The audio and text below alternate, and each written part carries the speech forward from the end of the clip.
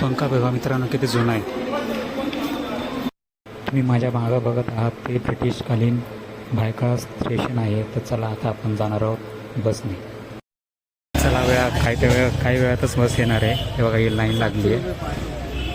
मी सुद्धा लाईनीत उभा आहे.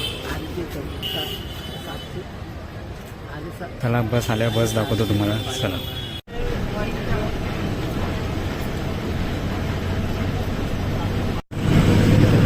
मित्रांनो महालक्ष्मी रेल्वे स्थानकापासून पण जवळ आहे.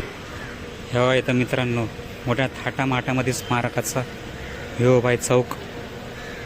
इकडेच रमाईची समाधी आहे. तिकडे आपण जाणार आहोत. तर चला हे पाहू शकता मध्ये संविधानाचे हे दिलं आहे प्रस्तावित. किती छान पद्धतीने चौक बनवला आहे तुम्ही पाहू शकता. चला जाऊया स्मारकाच्या दिशेने. So hi guys, welcome to my channel. स्वागत आहे तुमचं Sunil Late blog YouTube channel. आता आज आपण आलो आहोत. मला तुम्ही सांगितलं सुरुवातीला, पण आता मी सुरुवात करतो आहे. आज आपण आलो आहोत भायखळ्यात रमाबाई स्मारक, जिथं रमाबाईला अग्निडाग दिला होता. शेवटचा अंतिम संस्कार ज्या ठिकाणी केला होता त्या ठिकाणी आलो आहोत. आज आहे 27 मे रोजी रमाबाई भीमराव आंबेडकर यांचं निर्माण झालं होतं. तर त्या दिवशी आपण अभिवादन करण्यासाठी इथं आलो पाहिजे, पण कोणी येत नाही. मी आलो आहे कारण सगळ्यांनाही माहिती नाही ही समाधी की इथं आपल्या रमाईला इथं अग्निडाग दिला होता. जसं आपण 6 डिसेंबरला दादर चैत्यभूमी इथे जातो तसं इथेही आलं पाहिजे मित्रांनो. तेच मी तुम्हाला सांगतोय. हे बघा मी इथे आलो आहे. आता आतमध्ये जाणार आहे दर्शन घेण्यासाठी, अभिवादन करण्यासाठी. हे बघा हे स्मारक येते. हे बघा माता रमाई स्मारक, वरळी, मुंबई. चला आपण आतमध्ये जाऊयात, मला दाखवतो मी. चला मित्रांनो एक सुद्धा अशी संख्या दिसत नाही, एक सुद्धा नाही. जसं आपण बाबासाहेबांना अभिवादन करतो तसं इथं कोणीच दिसत नाही. इथं समोर स्मारक बनवलेलं आहे. चला आता अभिवादन करू.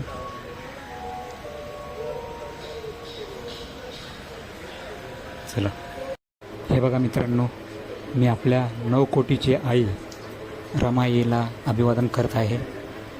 बुद्धं नमामि, धम्मं नमामि, संघं नमामि. श्रावस्ती बुद्धविहार, वरळी डेअरी येथून यांना अभिवादन करण्यात आलेले आहे. ते पुष्पगुच्छ देऊन. हे बघा मित्रांनो, हे आहे आपल्या 9 कोटीची आई, दीनदलितांची माऊली, माझी रमाई माऊली. जर रमाई माऊलीच नसती तर आपले बाबासाहेब घडले नसते, आपण घडलो नसतो, आपण गाड्या बंगल्या घेतल्या नसत्या, आपण शिकलो नसतो, आपण जे लाचार होतो ते लाचारच राहिलो असतो. आणि ते शिकलो कोणामुळे? आपल्या रमाईमुळे. जर रमाई आपल्या बाबासाहेबांच्या संसारात त्यांच्यासंगती लग्न केलं नसतं आपल्या रमाईने, तर एवढे मोठे बाबासाहेब झालेच नसते. 152 देशात त्यांची जयंती झालीच नसते. ते फक्त राजगृहापुरतेच सीमित राहिले असते बाबासाहेब. पण बाबासाहेबांपाठी खंबीरपणे उभी होती ती म्हणजे आपली आई रमाई. जर ती आईच उभा नसती तर बाबासाहेब इथपर्यंत पोहोचलेच नसते. पण मला खूप दुःख वाटते की आज माता रमाई यांचा स्मृतिदिन आहे. जसा डॉक्टर बाबासाहेब आंबेडकरांचा स्मृतिदिन असतो 6 डिसेंबर 1956. दरवर्षी आपण 6 डिसेंबर रोजी इथे येत असतो बाबासाहेबांना अभिवादन करण्यासाठी चैत्यभूमी या ठिकाणी.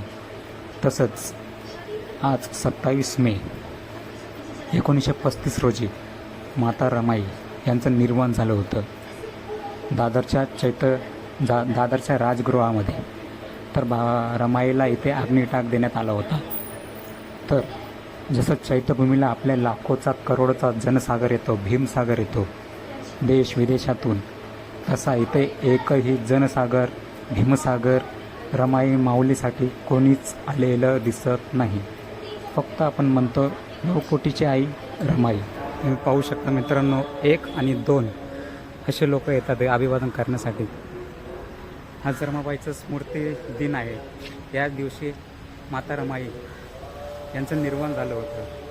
जसं आपण दादरला चैत्यभूमीला बाबासाहेबांना अभिवादन करण्यासाठी लाखोच्या संख्येने, करोडोच्या संख्येने देश विदेशातून जातो, तसं इथं दिसत नाही मित्रांनो. तसं मी म्हणत नाही की बाबासाहेबांनी आपल्यासाठी महान काम केलं आहे, त्यांच्यासारखं काम कोणीच नाही केलं, पण त्यांच्या मागं खंबीरपणे उभा होती ती म्हणजे आपली रमाई.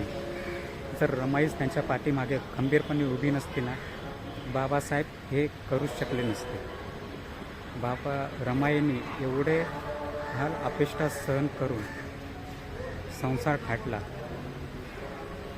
जर रमाईने त्याच वेळ हट्ट केला असता की नाही, तुम्ही शिकायला जायचं नाही, तुम्ही माझ्याजवळच राहायचं, तुम्ही लांब जायचं नाही, आपले पोरं बाळं सांभाळायचे, हे जर हट्ट केला असता रमाईने, तर आज आपण कुठे असतो मित्रांनो. लाज वाटते आपल्याला पण बाबासाहेबांचे आणि रमाईचे लेकरं म्हणून घेण्याची. बाबासाहेबांचे तर लेकरं आपण म्हणतो स्वतःला, पण रमाईचे लेकरं म्हणून घेण्याची लाज वाटते, लाज. बघू शकता तुम्ही किती संख्या येते, किती करोडोने लोक आलेत ना. काय 1 आणि 2 लोक इथं दिसतात, फक्त 1 आणि 2.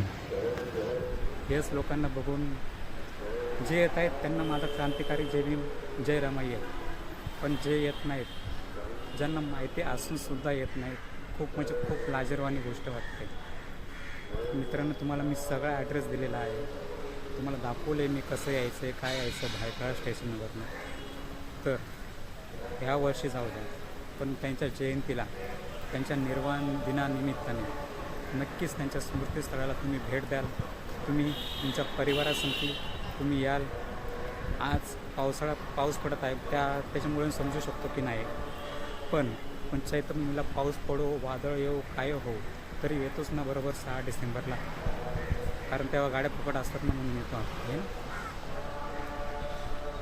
गाड्या फुकट असतात 1 तारखेपासून तर 6, 7, 8 तारखेपर्यंत, म्हणून आपण येत असतो. तर मित्रांनो तसं करू नका. रमाई आहे, जर आपणच आपल्या महापुरुषांचा आदर सन्मान केला नाही तर कोण करणार आहे.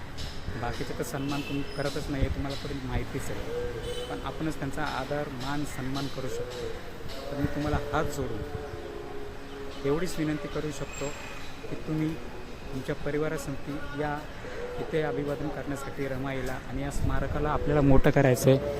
जसं आपण चैत्यभूमीला मोठं केलं आहे ना, तसं या स्मारकाला देखील आपल्याला मोठं करायचं आहे.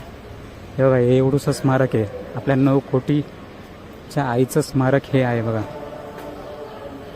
आपण हेच दाखवतोय समाजाला की आपल्या 9 कोटीच्या आईचं स्मारक हे एवढ्यातच आहे सामावलेलं, बस, बाकी काहीच नाही. तर याला मोठं करायचं आहे. तर हे मोठं करण्यासाठी आपल्याला एकत्र येणं गरजेचं आहे, आणि इथं अभिवादन करण्यासाठी येणं गरजेचं आहे. जर तेच नाही होत असेल तर मग हे स्मारक जसं आहे तसंच राहणार, काही दिवसांनी नष्ट होणार. कारण आपण इथं भेटच देत नाही, तर मग हे फेमस कसं होणार, लोकांना कळणार कसं. हे पाठीमागे स्मशानभूमी आहे, हिंदू स्मशानभूमी, आणि त्या स्मशानभूमीमध्येच रमाईला अग्निडाग दिला होता. तर मित्रांनो तुम्हाला एवढंच सांगू इच्छितो की या भेट द्या. तुम्हाला ॲड्रेस दिला आहे, सगळं दिलं आहे. वर्षातनं महिन्यातनं कधीतरी तुम्हाला टाईम भेटेल, येत जा. वर्षातनं एकदा येत जा, रोज नका येत जाऊ. कारण इथं एवढं काय बघण्यासाठी मला माहिती आहे. तुम्ही दादरला चैत्यभूमीला का जाता, कारण तिथं खूप काही बघण्यासाठी आहे. तर इथं बघण्यासाठी नाही तर आपल्या आईचं स्मारक आहे, आपली 9 कोटीची आई आहे ना ती. मग आपण 9 कोटी जनता इथं दिसते का तुम्हाला? इथं 1 आणि 2 माणसं दिसत आहेत. 9 कोटीची आता किती जनता झाली असेल? 14 ते 15 कोटी. ही जनता कुठे गेली? असं तुम्हाला एवढंच सांगणं आहे. ते येत जा, अभिवादन करा, आणि या स्मारकासाठी लढा उभारा. एवढंच मी तुम्हाला सांगितलं. व्हिडिओ कसा झाला नक्की कमेंटमध्ये कळवा. आवड असेल लाईक करा, शेअर करा. चॅनलवर नवीन असाल तर नक्की सबस्क्राईब करा.